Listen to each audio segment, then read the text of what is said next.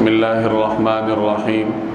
حضرت انس رضی اللہ تعالی عنہ کی روایت کا مفہوم ہے کہ نبی کریم صلی اللہ علیہ وسلم نے ازواج مطہرات میں سے کسی کا ولیمہ اس طرح نہیں کیا جس طرح آپ صلی اللہ علیہ وسلم نے حضرت زینب رضی اللہ تعالی عنہ کا کیا۔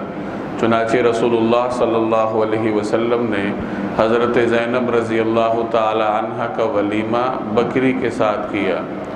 یہ سنن ابی داود کی روایت ہے۔ شادی بیاہ کے معاملات میں ولیمے کی دعوت اہمیت کی حامل ہے۔ شریعت نے بھی اس کو نمایاں حیثیت دی ہے۔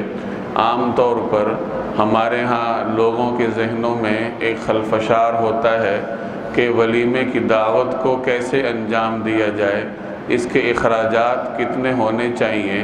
تو یاد رکھیے کہ شریعت نے اس کے بارے میں کوئی طے شدہ فارمولہ نہیں دیا کہ کتنے اخراجات ہونے چاہیے، البتہ اجمالی طور پر یہ تعلیم دی ہے کہ دو چیزوں کا خیال رکھا جائے۔ پہلے نمبر پر اپنی استطاعت کو دیکھا جائے اور دوسرے نمبر پر فضول خرچی سے بچا جائے۔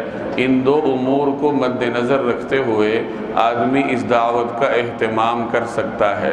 دوسری بات یہ سمجھ لیجئے کہ فضول خرچی کی بھی کوئی لگی بندی تعریف نہیں ہے، کہ ایسا کوئی فارمولہ نہیں ہے جس کو آپ استعمال کرتے ہوئے یہ فیصلہ کر سکیں کہ جی فضول خرچی ہے اور یہ نہیں ہے۔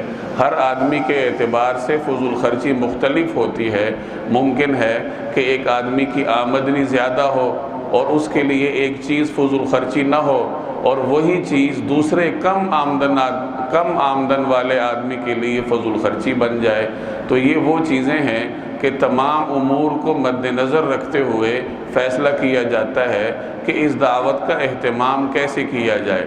نبی کریم صلی اللہ علیہ وسلم کی سیرت میں آپ کو دونوں طرح کی دعوتیں ملیں گی۔ چنانچہ یہ روایت جو آج آپ نے سنی سنن ابی داود کی، اس میں حضرت انس رضی اللہ تعالی عنہ روایت کرتے ہیں کہ نبی کریم صلی اللہ علیہ وسلم نے حضرت زینب رضی اللہ تعالی عنہ کا ولیمہ روٹی اور گوشت کے ساتھ کیا۔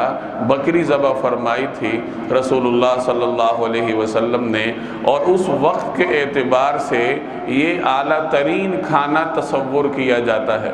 چنانچہ ایک اور روایت میں آتا ہے کہ تقریباً 1000 لوگوں نے حضرت زینب رضی اللہ تعالی عنہ کے ولیمے میں سیر ہو کر گوشت کے ساتھ روٹی کھائی تھی۔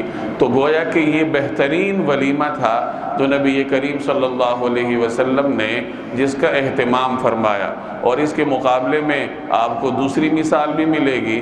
چنانچہ سنن ابی داود ہی کی روایت ہے کہ حضرت صفیہ رضی اللہ تعالی عنہ کا ولیمہ نبی کریم صلی اللہ علیہ وسلم نے ستو اور کھجور کے ساتھ کیا تھا۔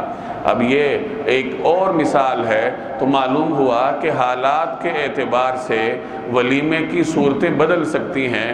اگر ایک آدمی کو اللہ تعالیٰ نے وسعت دی ہے تو وہ اپنے اعتبار سے اخراجات زیادہ بھی کر سکتا ہے، اور اگر کسی آدمی کا ہاتھ تنگ ہے تو بجائے قرضے لینے کے اور نمائش کرنے کے وہ سادگی کے ساتھ بھی یہ تقریب سر انجام دے سکتا ہے۔ اللہ تبارک و تعالی مجھے اور آپ کو سمجھنے کی توفیق عطا فرمائے۔